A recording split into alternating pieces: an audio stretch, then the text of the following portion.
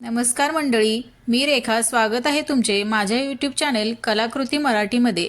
तर आज आपण संडे स्पेशल नॉनव्हेज प्रेमींकरता बनवणार आहोत सुरमई फिश फ्राय। तर मी इथे सुरमई स्वच्छ धुवून घेतली आहे।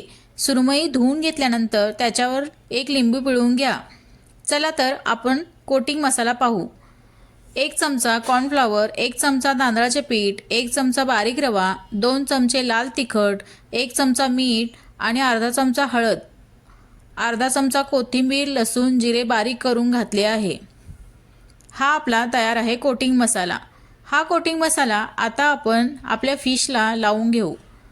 सर्व मसाला कोटिंग करून घेतल्यानंतर हे फिश आपण अर्धा तास असेच ठेवणार आहोत, कारण जे कोटिंग केलेले मसाले आहेत ते फिशला चांगले मुरायला हवेत। कारण हे मसाले चांगले मुरले की आपल्या फिशना चांगली चव वाढेल। तर अर्धा तास झाल्यानंतर फिश तळण्यासाठी रेडी आहेत। तेल चांगले गरम करून घ्या।